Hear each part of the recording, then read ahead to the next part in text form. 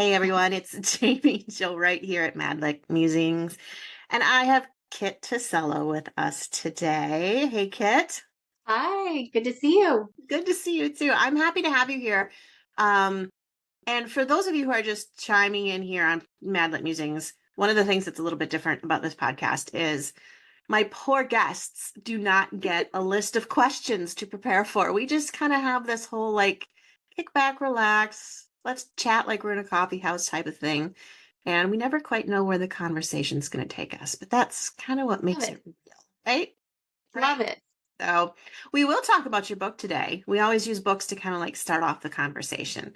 Okay. And sometimes we stick with the book, and other times, I don't know, I've talked about everything from Barbie dolls to serial killers Hmm. to flannel graph back in Sunday school. So you just don't know where we're going to go. Okay. So, you game? Game. Tell me your Game deepest, on. darkest secret. No, I'm just kidding. Well, Well, let me give that some thought. okay. Okay, this is fun. So you are probably not well known by our readers simply because this is your very first book that's being Correct. released into the bookshelf world. So tell us a little bit about it. Yeah. So, The Color of the Home is a story mainly of Audrey, and Audrey is a 28-year-old interior designer from the Bay Area. So Mhm. her clientele is, high-end Silicon Valley mansions and remodels and often pretentious clients. And her boss is also extremely hard to please. So she is kind of on her last nerve, but she's just kind of stuck in a rut of she can't see beyond this for a new dream. Mhm. And then her great aunt, who's like a grandmother figure to her. Her name is Okay. Daisy, and Daisy has a POV in the book also. And Daisy is she lives in a small town in Central Oregon called Charity Falls, a fictionalized town that's Okay. up against the Cascade Mountains. Oh, gorgeous. I love that So it's sweet area. towns, Mm-hmm. quirky people, and she's beloved there. She's retired now, but she's a great baker and known for that. And she's also a woman of very deep and tried faith. Okay. She's been through a lot. She's been through a lot of deep loss, Mm-hmm.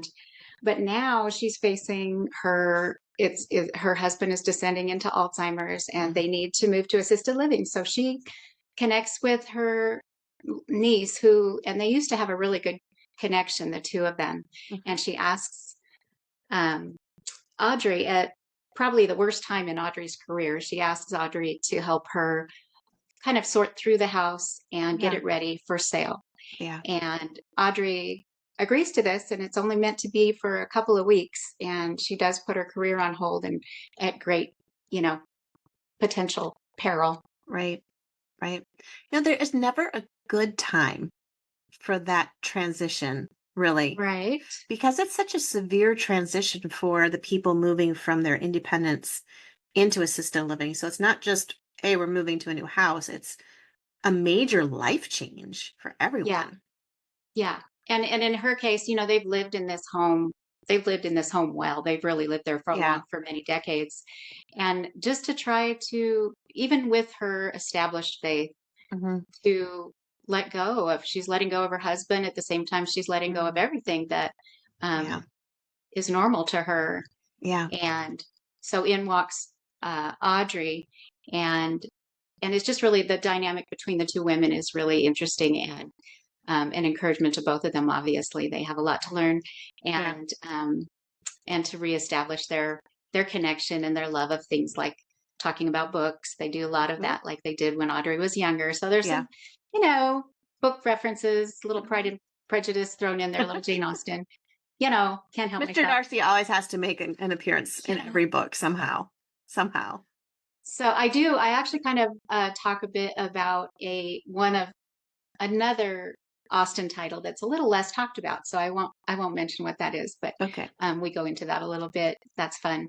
Um, so Audrey agrees and to come up and as I say, it's only meant to be temporary, Yeah. but circumstances happen so that she ends up having to stay longer, and she's at the same time she's getting involved with emotionally invested in the community, especially in the Okay. life of a young girl who is her father's incarcerated. She finds out, and Audrey has a heart for her. And then also across the street from where Daisy lives in this cute little house, the one on the cover ish, is this uh, it was a bed and breakfast Okay. slash dude ranch kind of thing when Audrey was growing up. And so every summer she got to spend time there, this idyllic summer, with Hmm. horses and that kind of thing.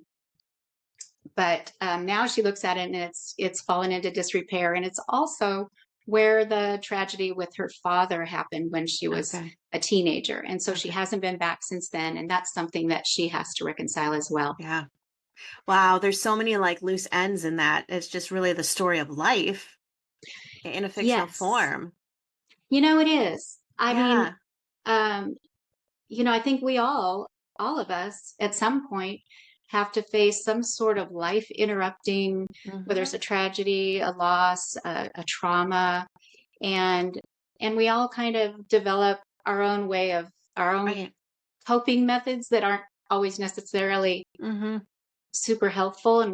And so she's at a place in life where she's going to have to unpack that, because Yeah. for her it's really been about focusing on performance and Hmm. the next thing, and to the exclusion of all else, Right. relationships and that kind of thing. So Right.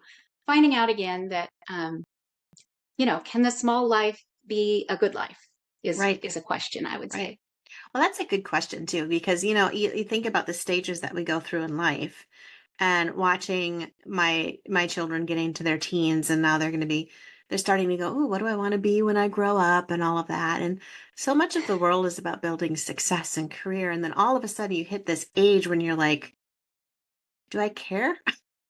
Yeah. Is that what's important? And then you look at the older Yeah. character in your book, and she's like losing what's most important, like her husband and her relationships and home.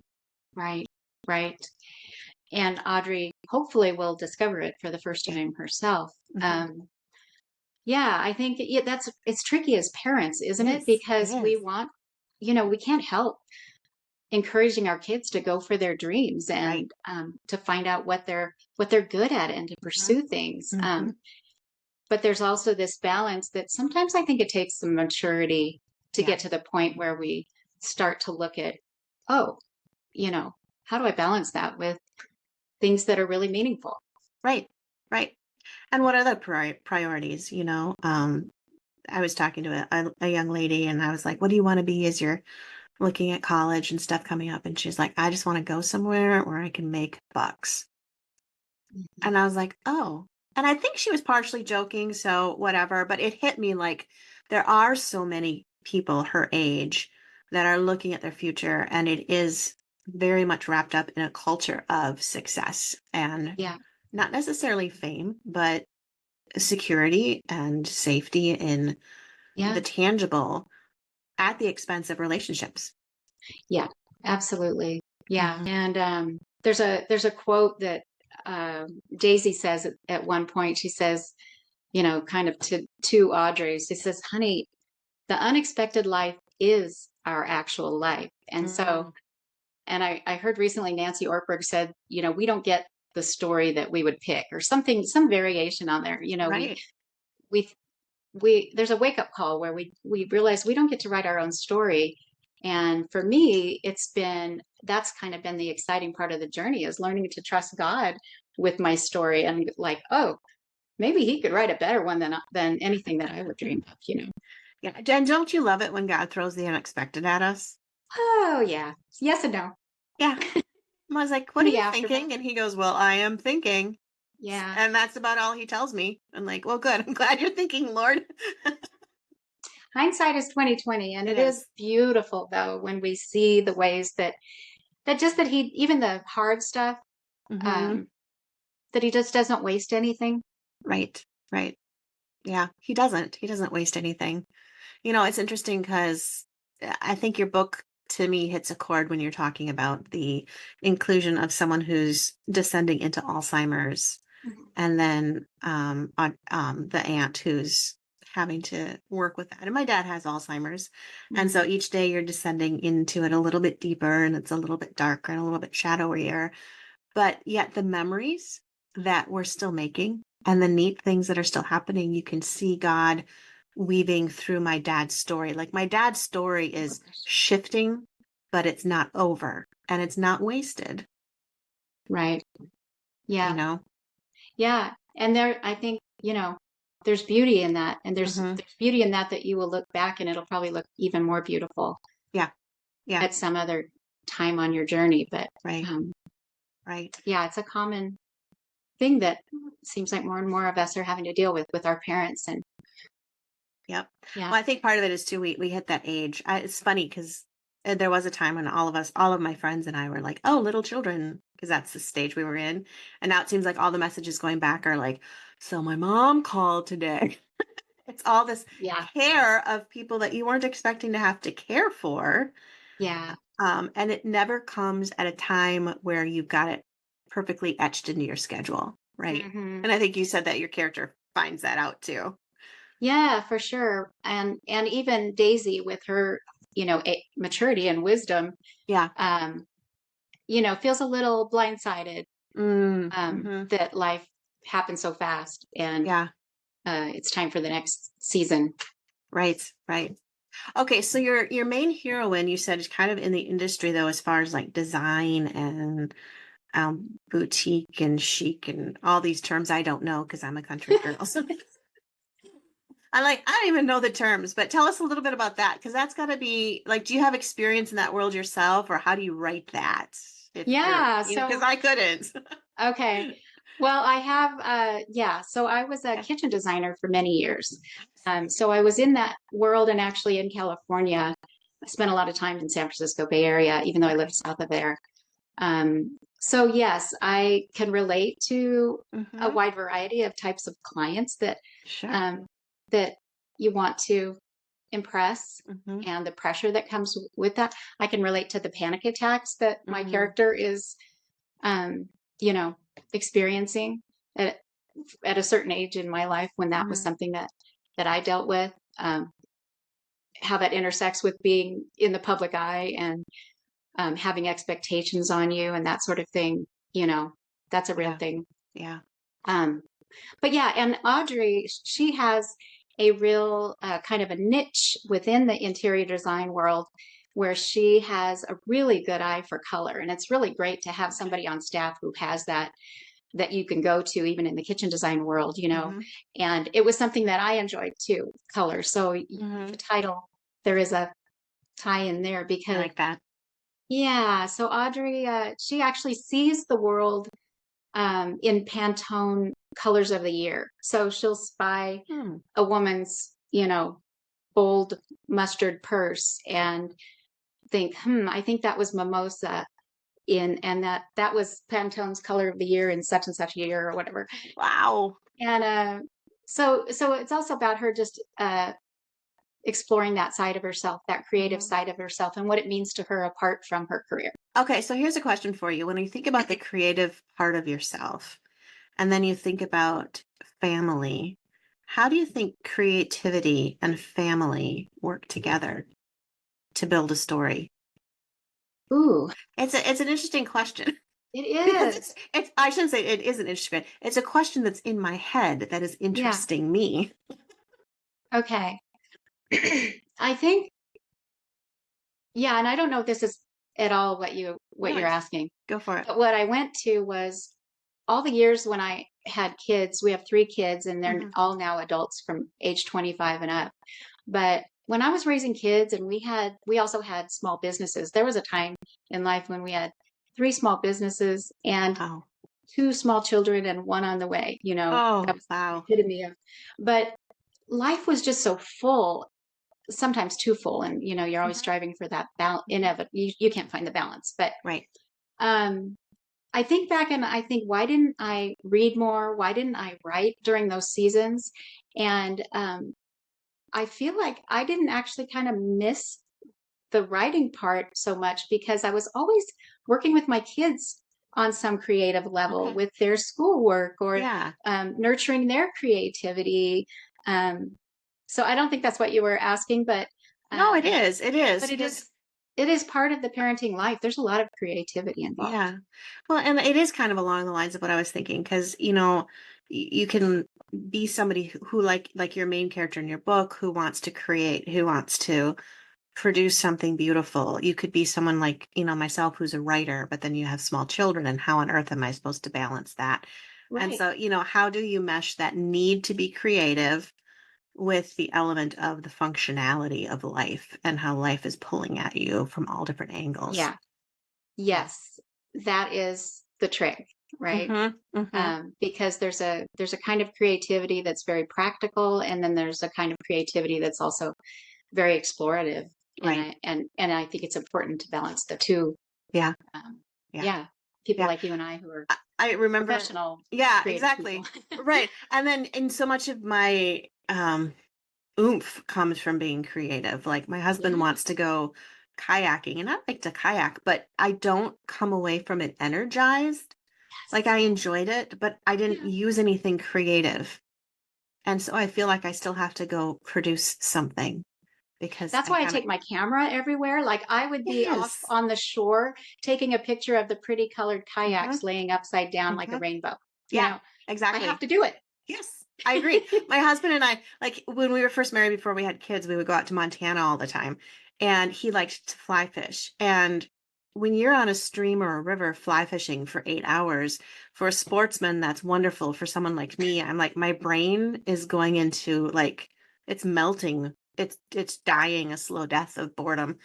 And he finally discovered one day, if I get this woman a camera, she can last 8 hours. And so he Nice. got me a camera, and I have thousands of pictures of rocks and Oh, flowers and blades of grass. But it was great. It was yes. great. Every rock is different, Jamie. Yes, it is. As the sunlight hits it and Uh-huh. the Uh-huh. water. Hmm. Oh yeah, yeah. I have a shelf of rocks in my house. My husband's This was like, me as a kid. yeah, yeah. I need Did to you do it collect again. rocks? Did you Oh collect? yeah, I had a rock polisher. Ooh, Yeah, and nice. I would have little pieces of rock, and I would look them up, and I would label them, what kind of rock they were, igneous, Wow. So You went hardcore rock collector there. I was. It was That's brief, awesome. but it was hardcore. That's great. I was moving a container in my son's room the other day, and you know how you bend over and you're expecting it to weigh one thing and then Oh, it's not. And I reached down, I picked up, I'm like, oh my goodness, what is in this thing? And it was all filled with rocks, just rocks. And I'm like, I can't even say anything because yeah. every rock had a purpose. So, Hey, I guess, there is an application as an okay. adult. Yes. I'm really into like moving rocks around in my garden. Like Okay. I'll Yeah. have some border rocks, and Yep. I'll put different Yep. ones that fit differently in different colors, and that's creative Yes. and fun and Yes. rocky.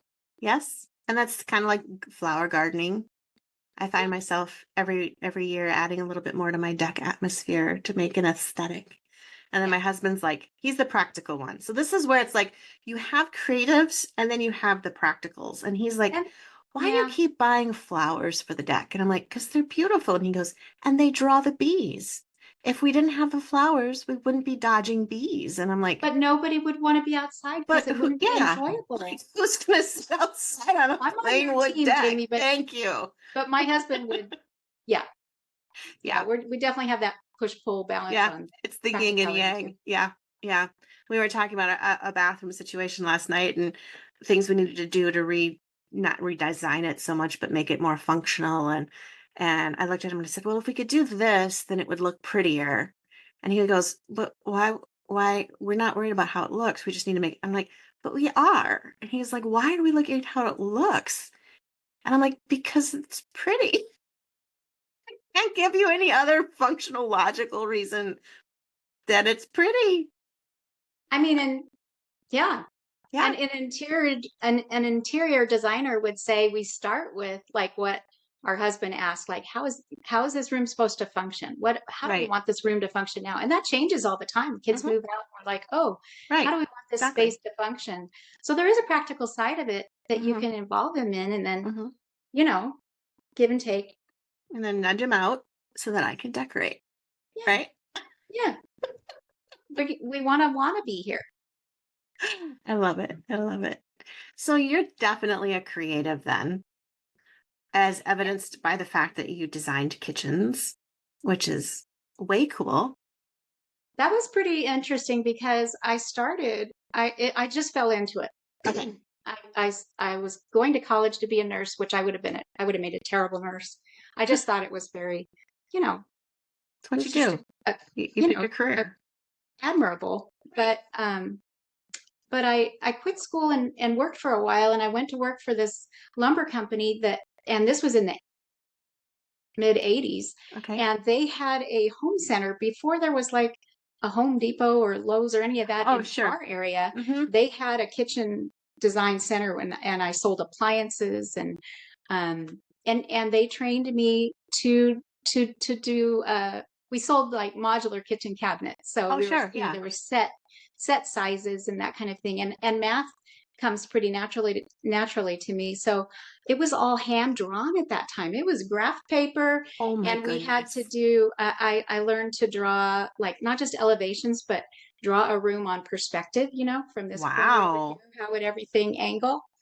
And then I met my husband, and we got into businesses together. His Mhm. family, Italian family bowling centers. But then when we Oh. went out on our own, had some other businesses, and just started having babies. Hmm. Then when I went back into kitchen design several times over the years, Okay. um, the first time there was a very simplified kind of computer program that I could use that I learned to Okay. use. Hmm. And then later, once we moved to Oregon, I went to work for a really custom cabinet shop.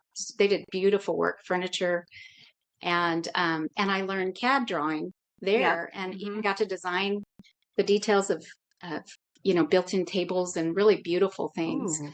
Wow. So that was there. Yeah, there was. I enjoyed that more than the actual sometimes customer service end of it. Some people were lovely. Don't get me wrong, Yes.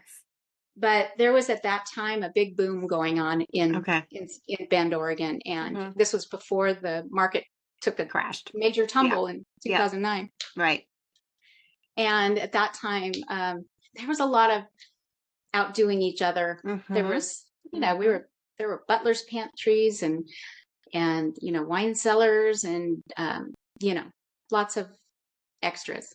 So Meanwhile, for those listening, Jamie has a Rubbermaid crate with some wine bottles in it, and that's her wine cellar. I'm classy, I'm telling you. yeah, yeah. And we live in a very simple house that's actually super quirky, and yeah, Yeah. but That is one of the things I love about visiting people's homes, though. It's not to judge or criticize them. It's just to see how the home is a reflection of the personality types inside. And it's like the home is kind of like a visual picture of the family, right? yeah, And so yeah. yeah, my wine cellar is a Rubbermaid, crate, and then I serve if you come to my house, we'll have wine on the deck and I'll give it to you in a mason jar, right? Because I love that. I don't have anywhere to put wine Yeah, goblets. I've got like three cupboards and that's it, right? yeah. But that's just how I do life. And then I go to my friends. That's my style anyway. Oh, I'm not, perfect. and you know what?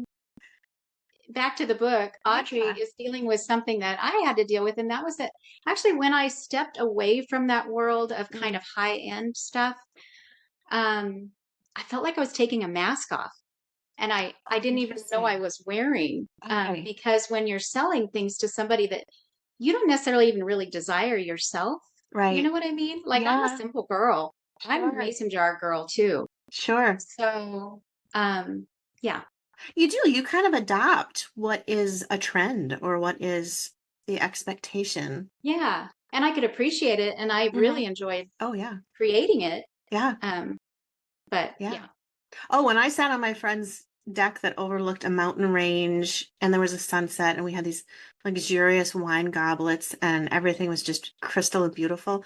Trust me, I totally enjoyed it. sure. But Yeah, I didn't rush home and buy a whole bunch of wine goblets and move right. to a mountain range. Or yeah, change your whole life Right. trajectory to earn your way into that. Hmm. Yeah. Mm-mm. Hmm. So I think as we come full circle in our randomness of conversation here. I think one of the things that's interesting and is really something the readers will connect with your book, which is once again called The Color of Home, is really how each person in that novel contributes to a family unit that creates home in whatever picture or whatever format that becomes for them. Yeah. Yeah. Yeah. And it's not really about the spaces that we live in.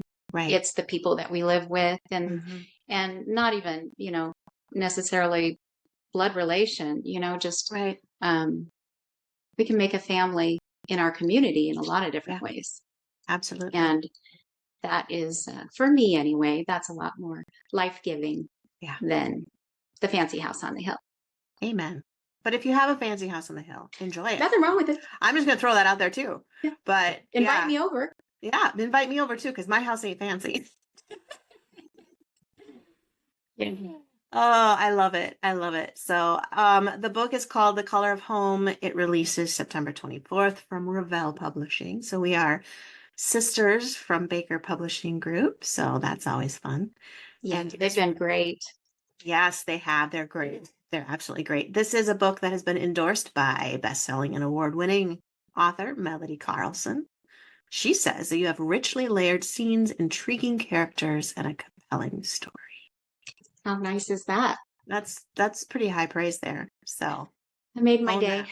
Yes. Made a couple of days. And you got one of my personal literary heroes to endorse your book, Robin Jones Gunn. And she says that Kit has a winsome way of using words to paint heart-touching images. I love that. She's a sweetie. Oh, man. Yeah, Yes. I admire her greatly. Yeah, Robin is absolutely astounding. So, yeah. Well, if readers want to follow you, Kit, get to know you some more, pick up your debut novel, etc., what's the best way for them to do that?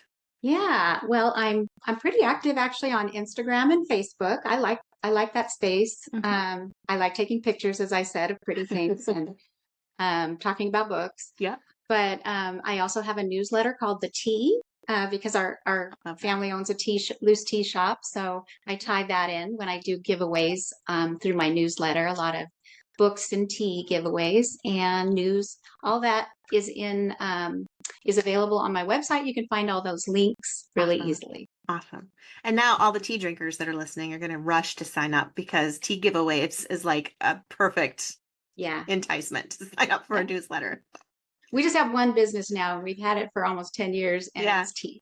Oh, I love that. I do love tea. Everybody knows me for coffee, but I do drink tea, and it's good. It's good. And I occasionally drink coffee still.